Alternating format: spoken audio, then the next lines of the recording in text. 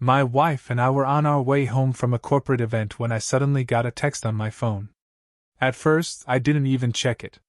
Jessica was talking, her voice filling the car as she went on about how the night had been a success, how her boss had complimented her, and how she had smoothed things over with some difficult client. I nodded along, not really listening, my eyes on the road. The city outside was alive with lights, people moving between bars and restaurants, the usual Friday night chaos. The phone buzzed again, then again. Jessica didn't seem to notice. She was too busy fixing her lipstick in the vanity mirror, pressing her lips together, and pouting slightly before flipping it shut. I reached for my phone at the next red light. 3 messages. The first was from an unknown number. "Hey man, you don't know me, but you need to know this." I frowned and opened the next one. "Your wife is cheating on you. I have proof." My mouth went dry. The light turned green, and I barely reacted, only moving forward when the car behind me honked impatiently.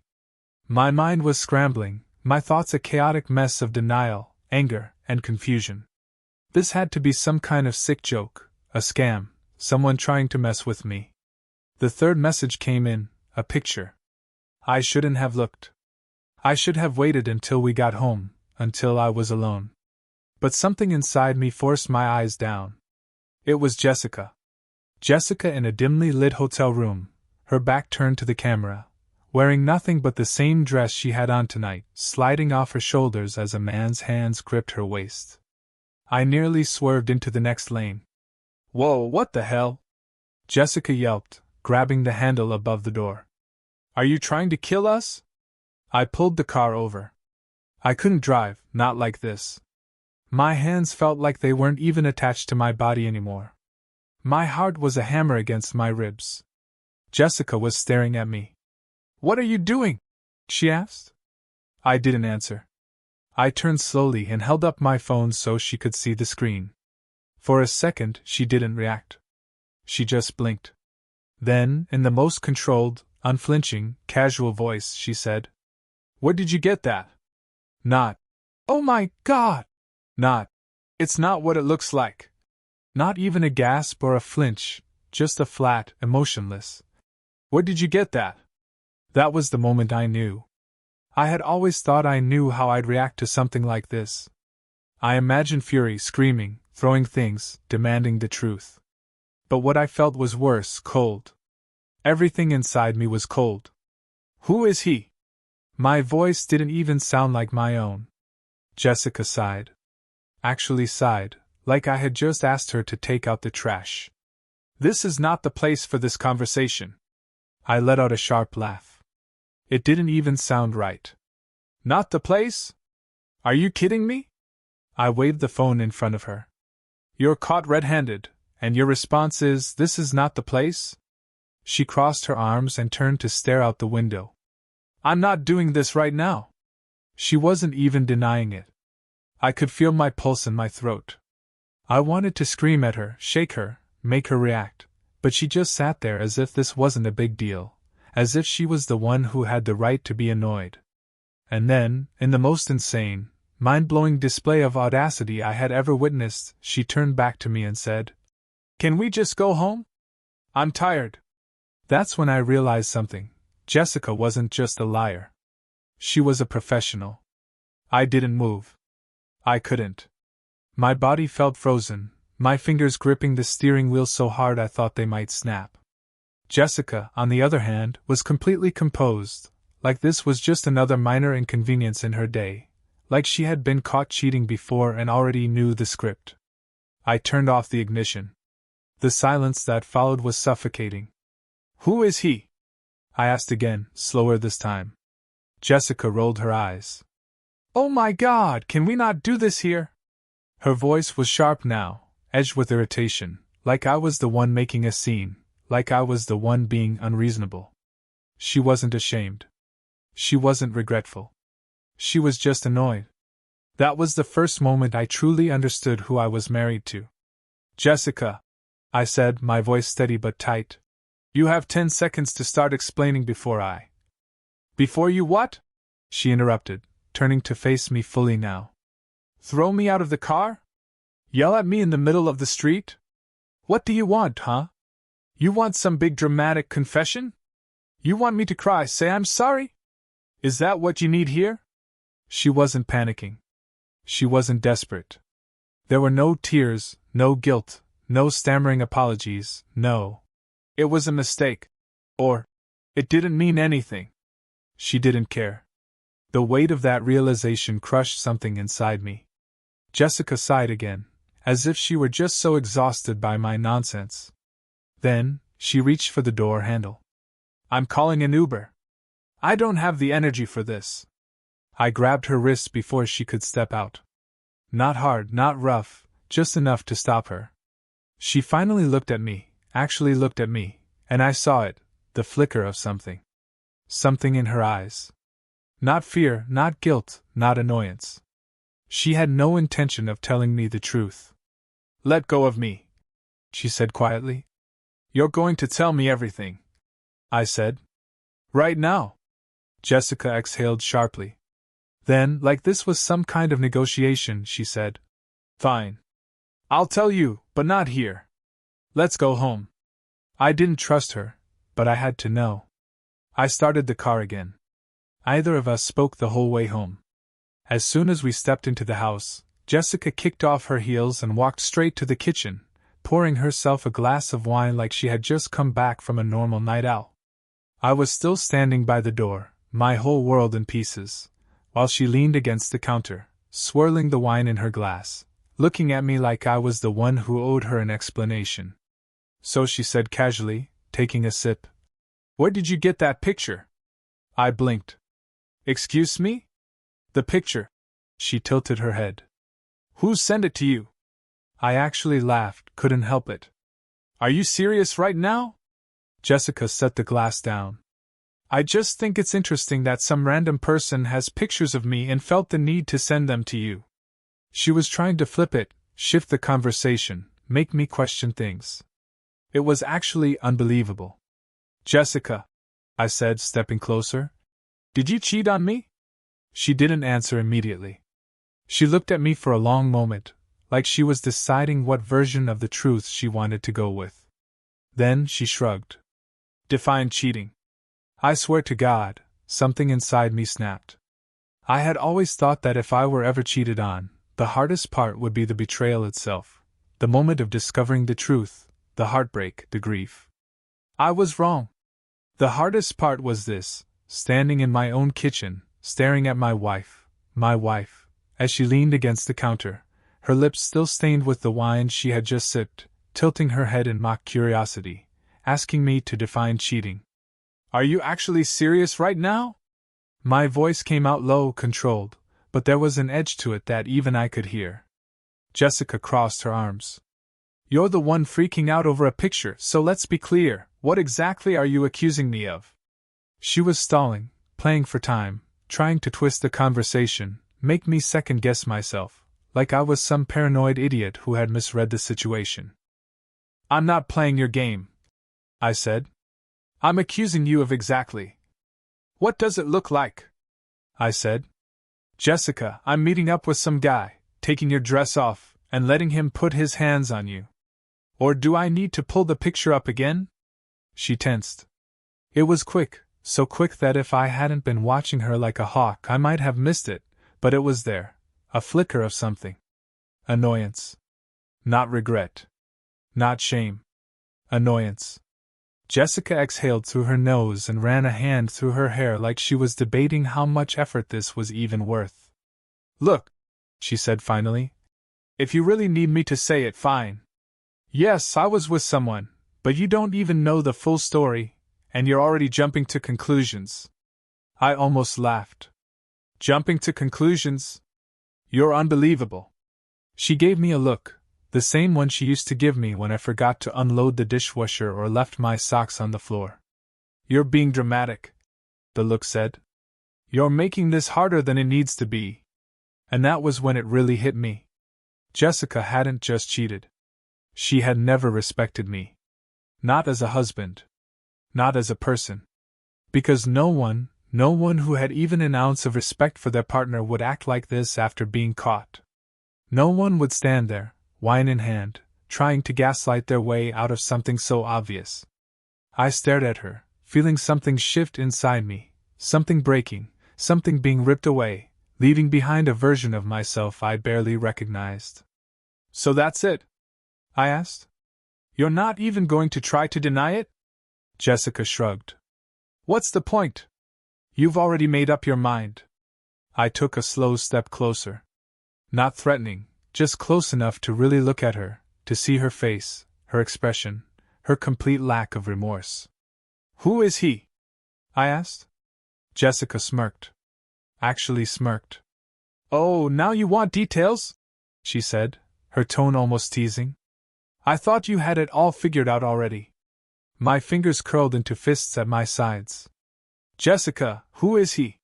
She stared at me for a long moment, then, with a slow, deliberate sip of her wine, she said, "You've met him before." I felt the floor tilt beneath me, because suddenly all the puzzle pieces were snapping into place. The late nights, the sudden obsession with her phone, the work trips that never quite added up. And now, the final clue. I had met him before, and there was only one name that came to mind. A name that made my stomach turn. Jessica watched me, waiting. That same amused little smirk still playing on her lips. She wanted me to say it. She wanted me to realize.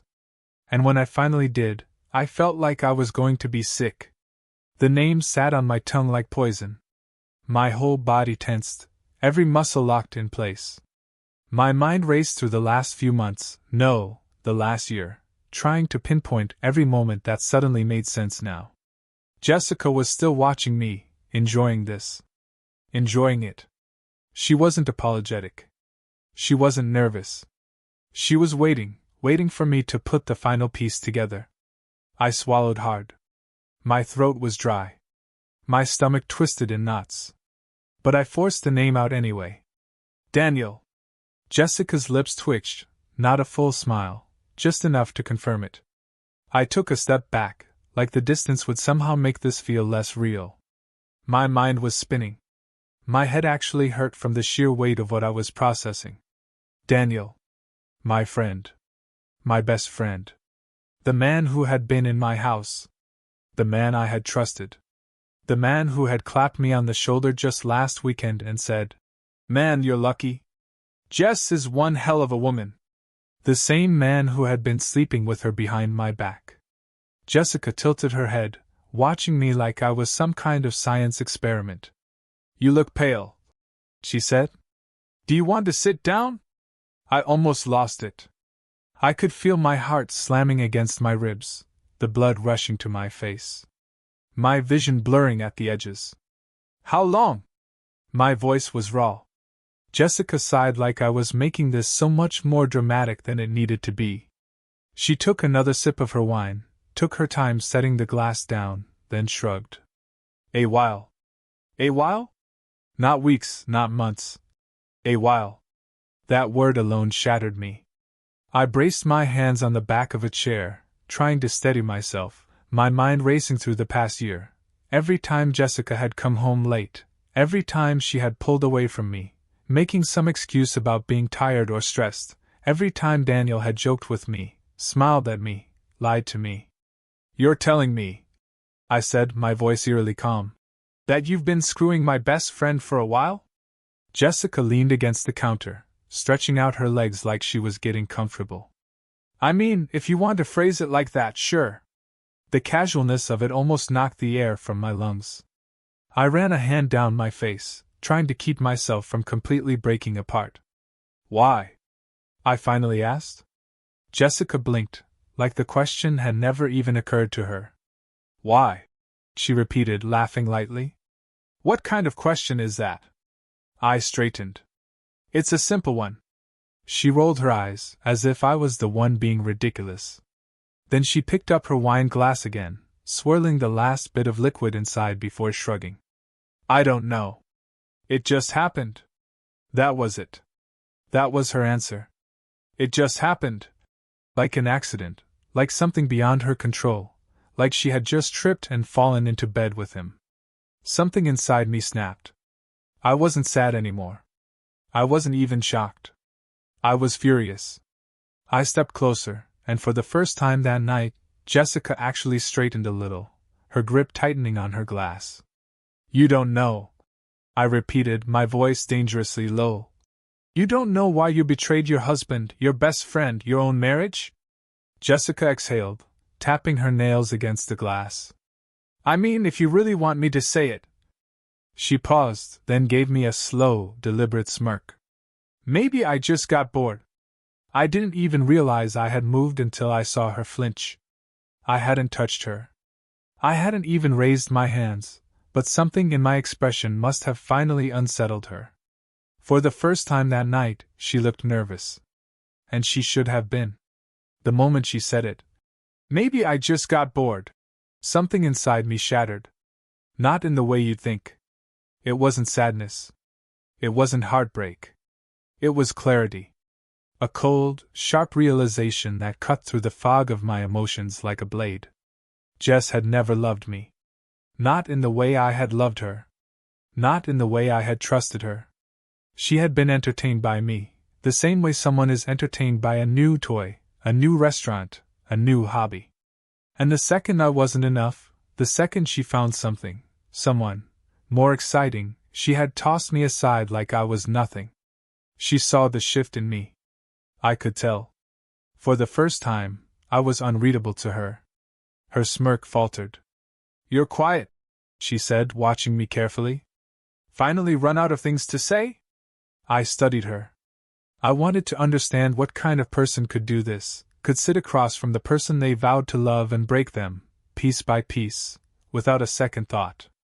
I wanted to ask, why me? But I already knew the answer. It wasn't personal.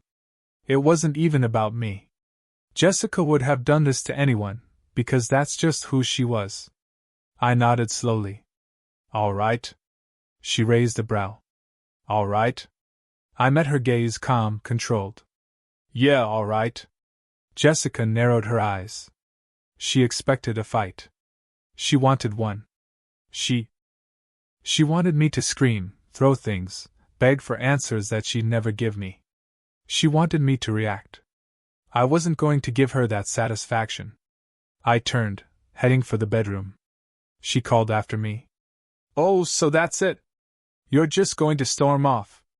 That's mature. I ignored her.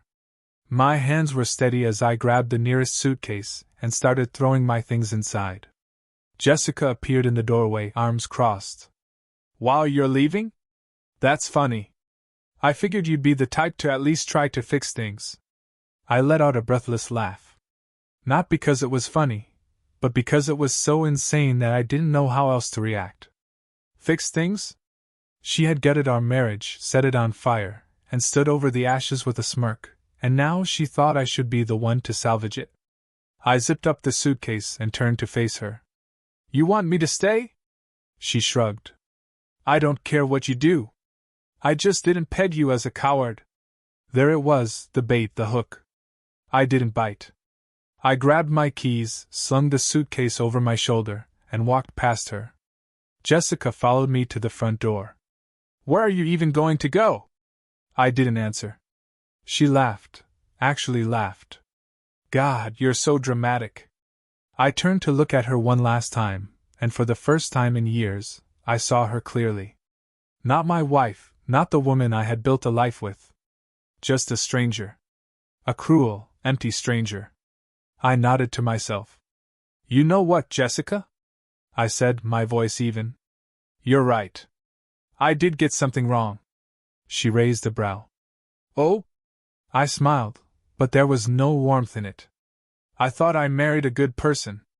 Jessica's expression darkened, but I didn't wait for a reply. I opened the door, stepped outside, and shut it behind me. And just like that, I was free. The second I stepped outside, the night air hit me like a slap to the face. It was cold, crisp, carrying the distant hum of cars and the faint laughter of people enjoying their night, people whose lives weren't crumbling to dust in real time. I stood there for a moment, suitcase in hand, my breath coming out uneven. My heart was still pounding, my skin still burning from the conversation that had just taken place. I had walked out. I had actually walked out.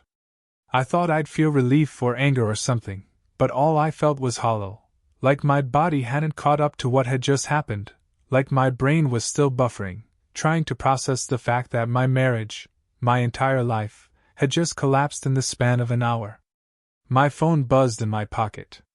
For a split second, I thought it was Jessica, but no, of course not. She wasn't the type to chase after someone.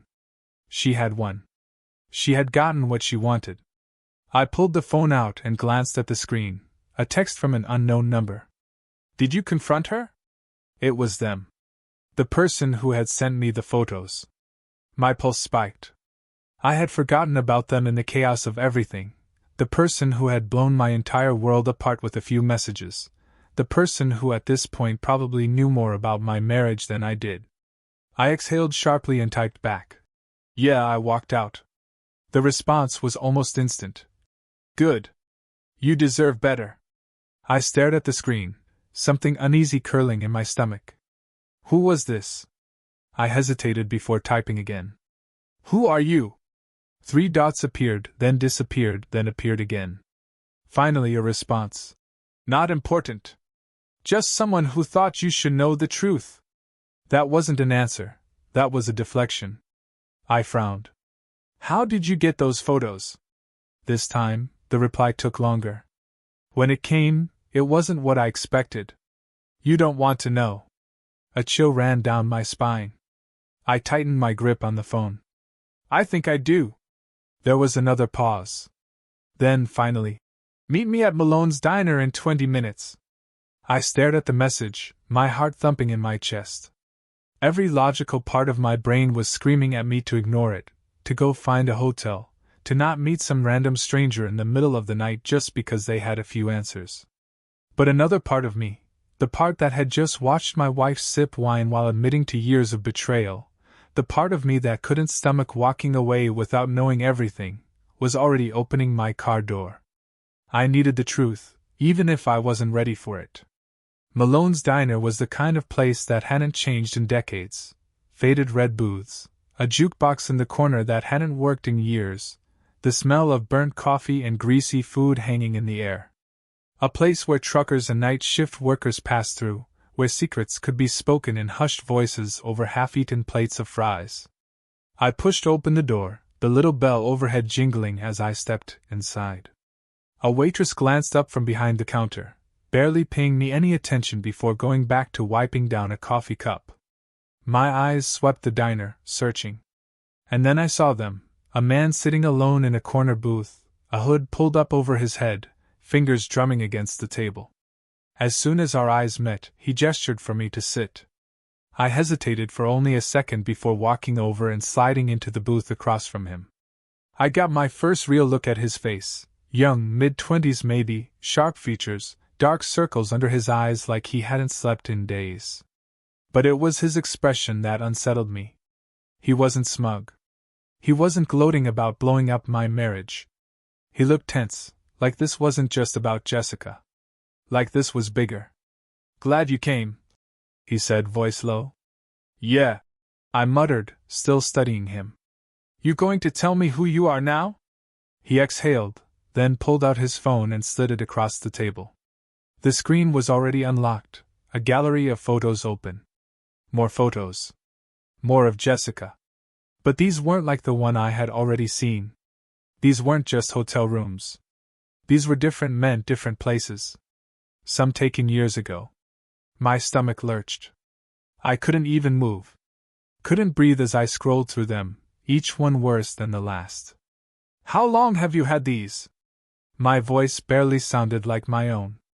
The guy rubbed a hand over his jaw. A while. That word again. Why did you send them to me? His jaw tightened. Because I figured if I knew, then eventually someone else would find out too. Someone who wouldn't just send you photos. He leaned in slightly. Someone who'd go straight to her boss, or her family, or hell, someone who wouldn't just tell you, but tell the whole fucking world. I swallowed hard. And you? I asked carefully. Who are you in all this? His eyes darkened. Daniel's little brother. It was like all the air had been sucked from the room. I blinked. I actually blinked, like I had misheard him, like my brain needed a second to catch up. What? He leaned back, arms crossed. Yeah, my name's Chris, and I'm the idiot who thought his brother was a decent person. I stared at him. Why would you? Because he used me. Chris cut in. Just like he used you. Just like she used you. His fingers curled into fists on the table. For years I thought he was some big-shot businessman, someone I could actually look up to. Then I started noticing things, inconsistencies, lies, and then I found this. He gestured to his phone.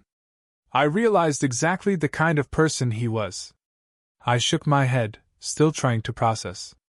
So you, what? Went full private investigator? Chris let out a dry laugh. More like full idiot. I needed to talk to him, call him out, make him see what he was doing. He exhaled. You know what he did? I didn't answer. I didn't need to. Chris smiled, but there was no humor in it. He left, told me I was naive, that guys like us don't settle down, that loyalty is a joke, that some people are just meant to be played. His voice tightened. That's when I realized this wasn't just about Jessica. This was about every person he'd ever screwed over, and it was never going to stop. I let out a slow breath. I had spent all night believing Jessica was the worst person in this mess, that she was the heart of the betrayal, the mastermind behind my humiliation. But I had been wrong. Because Daniel had known. He had known what this would do to me, had looked me in the eye, smiled in my face, and done it anyway. And now, sitting in a dingy diner at midnight, looking at his own brother, someone he had manipulated just as easily, I realized something terrifying. Jessica didn't regret what she had done, and neither did Daniel. They had never cared, not about me, not about Chris, not about anyone but themselves. I set the phone down. My hands weren't even shaking anymore. I knew what I had to do, and for the first time all night, I finally felt like myself again. I sat there for a long moment, the weight of everything pressing down on me. But instead of breaking me, it sharpened me. There was no more shock, no more disbelief, just clarity. Jessica and Daniel had never cared, not about me, not about Chris, not about anyone. They had lied, manipulated, and walked all over us without hesitation, without a second thought. But here's the thing about people like them, they always think they're untouchable. They think they can do whatever they want and walk away unscathed. They were wrong. I exhaled slowly and met Chris's gaze. How far are you willing to take this? Chris studied me for a second, then leaned in. As far as we need to. I nodded. Good. I grabbed my phone and scrolled through my contacts until I found Daniel's name. My thumb hovered over the call button. Chris's eyes flicked to the screen. You're calling him now? Yeah, I said, my voice eerily calm. Let's see how good of a liar he really is. Before Chris could respond, I hit the button. It rang twice before Daniel picked up. His voice came through the speaker, smooth, relaxed, like nothing was wrong, like he wasn't the kind of man who had spent years destroying the people closest to him. Hey man, he said, like this was just any other night. What's up? I smiled to myself. Not much. Just left Jessica at home. Thought I'd check in on my best friend. Chris stiffened across from me, watching intently. Daniel chuckled. Damn, checking in? You getting soft on me? I forced a laugh. Maybe a pause, then in the most casual voice I could manage I said, Where you at? There was a slight hesitation. It was brief, so brief that if I wasn't waiting for it, I might have missed it. But I didn't miss it. Then Daniel let out a breath. Just at home, man. Long day. You know how it is. Chris and I locked eyes. He was lying, and now we had him. I leaned back in the booth, tapping my fingers against the table. Yeah, funny. Because Jessica said she was heading to bed early, but when I got home, she wasn't there. Silence. It lasted only a second, but that second told me everything. Then Daniel cleared his throat. How weird. Maybe she went to the store or something. I almost laughed. His confidence was unbelievable. He was backed into a corner, and he still thought he could talk his way out of it. I let the silence drag out just long enough to make him sweat. Then I said, "Hey, you ever been to Malone's Diner?" Daniel let out a short, nervous laugh. "What?" Chris grinned. "I'm sitting here right now," I continued, voice steady, "talking to someone really interesting. Want to guess who?" Daniel was quiet. Chris leaned forward slightly, whispering, "Say my name." I held back a smirk. "Your brother says hi, by the way." Dead silence. Chris's eyes gleamed with something dark. Daniel had spent years treating us both like fools, like disposable people he could use and toss aside. But now he was the one scrambling. "Listen," Daniel finally said, his voice lower now, more serious. "I don't know what he told you, but you gotta understand."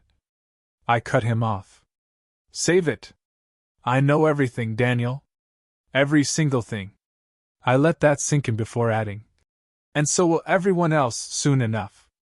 Chris smiled. Daniel sucked in a sharp breath.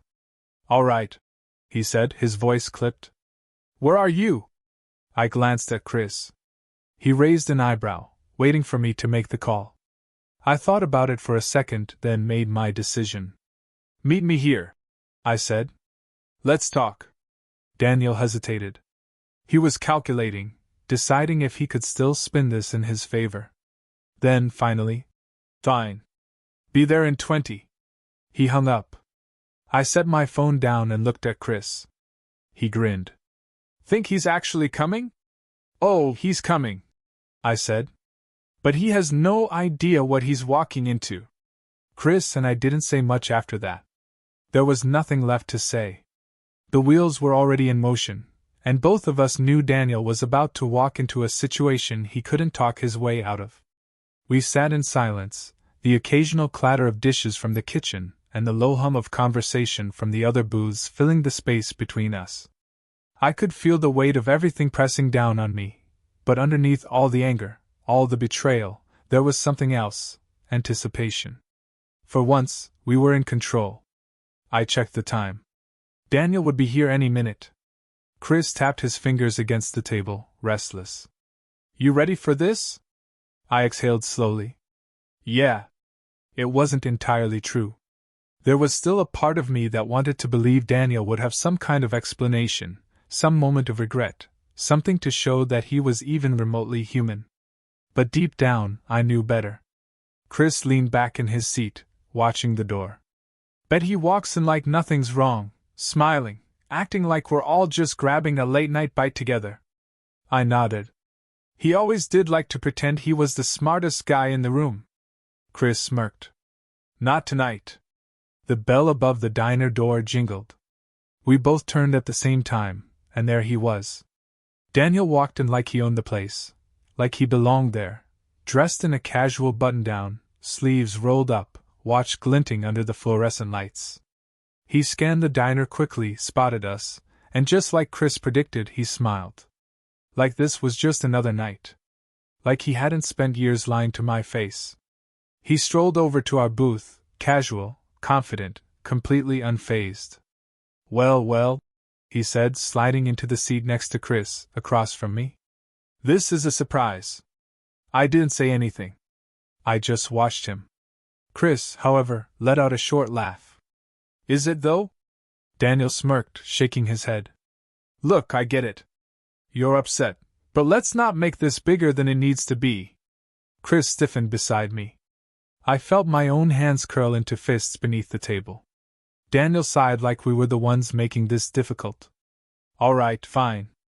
Let's get this over with. What do you want to know?" Chris let out a breathless laugh. "Unbelievable." Daniel glanced at him. "What?" Chris shook his head, disbelief etched across his face. "You're not sorry? Not even a little bit?" Daniel scoffed. "Oh, come on, you're acting like I killed someone." I finally spoke. "You didn't kill someone," I said, my voice calm. "You just spent years screwing over the two people who actually gave a damn about you." Daniel's smirk faltered slightly. That's not fair. Chris let out a harsh laugh. Oh, fair? Now you care about fair? Daniel exhaled sharply, rubbing a hand over his jaw. Look, I didn't plan for any of this to happen, all right? Things just went the way they went. Chris slammed his hand on the table, making Daniel jump. The few people in the diner glanced over, but Chris didn't care.